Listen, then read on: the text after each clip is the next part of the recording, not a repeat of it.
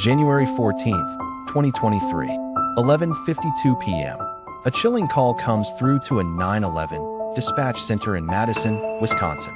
The voice is panicked. A young woman, barely able to breathe between words. She says she's barricaded herself inside a bathroom. Someone's inside her home. She's afraid. She believes she's about to die. Officers are dispatched immediately. Lights cut through the snow-covered streets. What awaits them is not what they expect. When officers enter the residence, they find a man lying face down on the kitchen floor, bleeding from the shoulder. No weapon in his hands. No sign of forced entry. His breathing is shallow, but he's conscious. His name is Daniel Holt, 25 years old. By all early accounts, he was supposed to be the threat. But what he tells police flips the script. He says he didn't break in, that he was invited, that the woman who called the police is the one who stabbed him. Emily Warner, 23, a student at a nearby college, working part-time at a local coffee shop. Daniel Holt, recently graduated, a freelance videographer. They met on campus the previous winter, introduced by a mutual friend. It started like many young romances do, fast, passionate, all-consuming. At first glance, they seemed inseparable. Their feeds were filled with smiling pictures, road trips, coffee dates, and inside jokes. But behind the filters, cracks began to show. Friends would later recall the volatility, breakups that lasted hours, jealousy over comments, arguments that flared without warning. Emily blocked Daniel twice on social media. He showed up at her work once, claiming he just wanted to talk. They called it passion. Others might have called it a pattern. Surveillance footage from a neighbor's Ring camera provides one of the first objective looks at what happened that night. At exactly 11:42 p.m., Daniel is seen approaching Emily's front porch.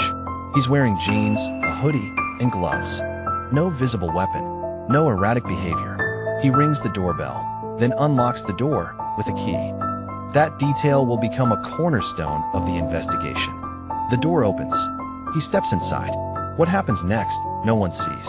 But within minutes, Daniel is stabbed once in the shoulder with a kitchen knife. The strike severs muscle, not deep enough to hit bone, but severe enough to require emergency care.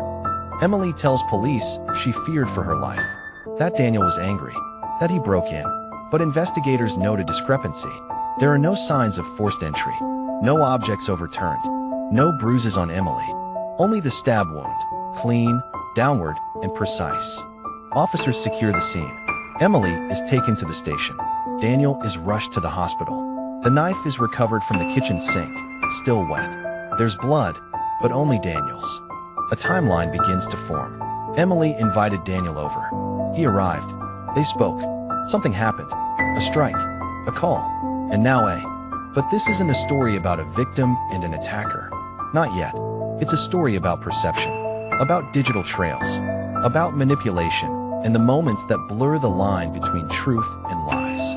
Emily Warner grew up in Middleton, a quiet suburb just outside Madison. Only child. Good grades. Cheer squad. Her parents divorced when she was 9, but she remained close to both. Friends described her as driven and intense. She wanted to be noticed. And she often was. Daniel Holt came from a different world. Rural upbringing. 2 older brothers. His father a mechanic, his mother a nurse. He was creative, quiet, the kind of boy who wrote poems in his phone but never shared them. He found his passion in video, editing skate clips, shooting short films for fun. He was a romantic, his friends said. Maybe too much so. They met during a film club screening of an old 90s thriller. She laughed at a line nobody else did. He noticed. He held the door open for her that night. By the end of the week, they were texting nonstop. Their connection was fast. Too fast, some thought. Emily once said, "He sees me better than I see myself."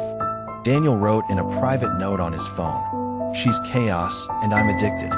But passion cuts both ways. Within months, friends noticed the pattern. Extreme highs, sudden distance. She'd post pictures of him with hearts, only to delete them hours later. He'd stop responding, then show up with gifts and apologies. Their relationship was an echo chamber. Intense, isolated, volatile. By winter break, Daniel had moved out of the apartment they briefly shared. Texts from that period show a crumbling connection. Emily sent long messages at 2 a.m. Daniel, short replies. The tone had changed. Love had soured. 3 days before the stabbing, she asked to see him one last time. A clean break, she said. She offered to cook dinner. The messages seemed calm, but beneath them, desperation. When police review Emily's phone, they find something that shifts the case. Deleted messages, notes app entries, a search for how to report break-in without charges. Detectives start to wonder, was this fear or foresight? Every element starts to look different under the microscope. Daniel used a key. There was no struggle. The knife was from her kitchen. The wound was clean, downward, not defensive. Emily tells them, "I thought he was going to hurt me," but she offers no details. Her answers grow vague, and then she stops talking. She asks for a lawyer, and just like that, the narrative stalls. 2 people, 2 stories, and only one knife. As January turned to February, the case against Emily Warner began to crystallize. What started as a 911 call for help had now evolved into something far more complex. A prosecutor's puzzle, built on motive, psychology, and the shadowy lines of consent and control. Detectives reviewed over 600 text messages between Emily and Daniel in the final 10 days. The messages weren't overtly hostile, no threats, no screaming fights. But hidden within the tone was a quiet desperation. A push-pull dynamic the prosecution would argue was weaponized. Emily sent messages late into the night, many unanswered, some quickly deleted. She'd say she wanted closure, but investigators began to suspect something else, premeditation. A forensic psychologist was brought in by prosecutors. He painted Emily as someone emotionally volatile, driven by rejection trauma, the kind of person who equated love with control and couldn't let go. According to him, the act wasn't spontaneous. It was a final grasp at emotional dominance. A moment she believed she could still dictate the ending of their story. To the world, Emily was the girl next door. But to Daniel, in those final moments, she became something entirely different. Emily's defense team wasn't silent. Their claim was straightforward. Daniel had emotionally manipulated her for over a year. Gaslighting, isolation, threats she never reported, but that shaped her state of mind. They presented entries from Emily's journal, where she wrote of being afraid, feeling cornered. They painted a different picture, not of a manipulative young woman, but a deeply scared one. They argued Daniel was unpredictable, that his calm approach that night could have masked darker intentions. The knife? A last resort. After months of pre-trial motions and media silence, the trial began. April 10th, 2023. Packed courtroom. 2 families. 1 jury. Daniel took the stand. Calm. Reserved. He described the hug, the shock, the blood. He said, "I thought she was going to say goodbye. Instead, she tried to end something else." The prosecution's message was clear. She lured him there. She waited. And she struck. The defense pleaded. She was scared. She acted without thinking. But the jury wasn't deciding between good and evil. They were choosing which version of fear they believed. The courtroom emptied. Families waited in separate rooms. After 7 days of testimony, the fate of Emily Warner rested with 12 strangers. Deliberations began at 10:17 a.m. The jury requested to review ring cam footage and forensic diagrams within the first hour. But it wouldn't be simple. 3 jurors questioned the extent of Daniel's injuries. Others circled back to the missing 12 minutes between when he entered and when 911 was called. 5 hours passed. The room remained divided. No eyewitness, no surveillance inside the home. Just testimony, assumptions, trauma. Outside, the case had become a national obsession. Social media fed theories by the second. Hashtags spread. One side calling Daniel a gaslighter, the other branding Emily a femme fatale. Everyone had an angle, but no one had been there that night. No one except Emily and Daniel. At 3:42 p.m., the jury returned. The court clerk stood. Emily didn't move. Daniel sat motionless. Guilty. Aggravated assault with intent to cause serious bodily harm. 6 years. Eligible for parole in 3. No attempted murder. No self-defense either. Just 6 years and a lifetime of opinions. The judge said it plainly. This case is not about who loved harder or who hurt first. It's about accountability and boundaries. Daniel, still recovering, declined interviews. Emily's attorney announced an appeal, citing emotional instability and lack of intent. But the system had spoken. Today, Daniel is undergoing physical therapy for partial nerve damage. He's changed cities, changed phones, and says he's still afraid, not of Emily, but of what love made him ignore. Emily is serving time in a medium-security women's prison. She teaches a journaling class. Occasionally, she receives letters, most from strangers. The world remains split. Love, violence, survival, revenge. Everyone sees what they want in this case. But one truth remains. When you call 911, are you the victim, the witness, or the beginning of a story no one's prepared? The conviction didn't silence the debate. If anything, it ignited it. In Emily's town, a line had been drawn. Supporters rallied outside the courthouse, candles in hand, signs reading, "Survivors deserve safety." Others demanded justice for Daniel. In schools, churches, and local councils, the stabbing turned into a case study about domestic violence, gender bias, and the price of emotional instability left unchecked. Experts weighed in. Daniel's behavior, while unthreatening in footage, sparked conversation about coercive cycles, how love can blur into pressure, even if the hand stays open. Emily, by contrast, displayed signs of preemptive defense. But was it fear or fury?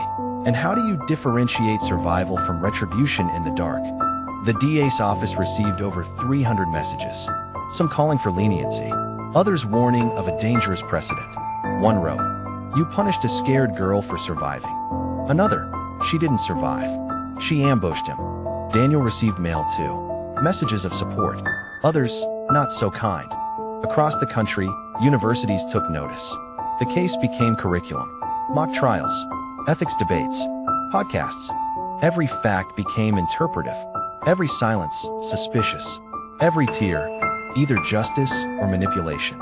In August 2024, Emily released a written statement. No video, no interview, just words. "I didn't wake up that day planning to hurt anyone. I was tired, scared, and yes, angry.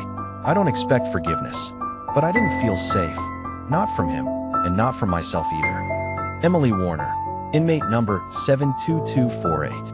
Daniel declined interviews. But months later, his attorney shared a short note he'd written for future domestic violence panels. In a world obsessed with justice, what happens when the truth arrives in whispers, not proof? When love is the weapon? When we only hear the end of the story, because the beginning is too messy to tell? One night, one call, one life changed forever. But whose story do you believe? And what if both of them are true? In part 6, we go deeper. The legal legacy of the case, hidden recordings, and what this story teaches us about relationships, trauma, and truth. After the sentence, the legal world took notice. Defense attorneys, prosecutors, and law professors alike began citing State versus Warner as a reference point for emotion-based assault cases. Some saw the ruling as a landmark clarification that fear alone, without imminent threat, doesn't justify a violent act. 6 months after the trial, local media obtained a previously unreviewed piece of evidence, an audio recording from Emily's phone, a voice memo, never played in court. Emily muffled, whispering, "He says I'm crazy, but I know he's messing with my head. I can't prove it. Maybe one day I'll make him feel what I feel." To some, it was a confession of intent. To others, just a wounded monologue recorded in pain. Either way, it added another layer to an already complex case. A private investigator, hired by an advocacy group, reconstructed the entire incident, from the ring cam footage to blood pattern simulation. His conclusion? The strike came from close range. Daniel had no defensive wounds. The kitchen showed no signs of struggle, but intent remains the one thing evidence cannot prove. Online, the case spiraled into digital chaos. Amateur sleuths, trauma survivors, legal analysts, and conspiracy theorists all had something to say. Polls, podcasts, comment sections, all divided. A modern-day Rorschach test of guilt, trauma, and gender dynamics. Emily began responding to letters.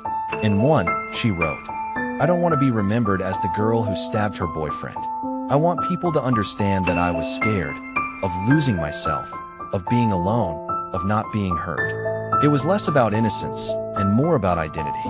In the end, this case wasn't just about a stabbing. It was about what happens when pain festers in silence, when relationships blur into battlegrounds, and when the people we love become the people we fear. 2 lives, 1 night, 1 irreversible act, and a single question still hanging in the air. Who was the real victim? So, if you were on the jury, what would your verdict be? Thanks for watching Deep Case. If this story moved you, hit subscribe and like button. Our next episode dives into a mystery that left a college town frozen, the case of the missing coach. Stay curious, stay questioning, and stay safe.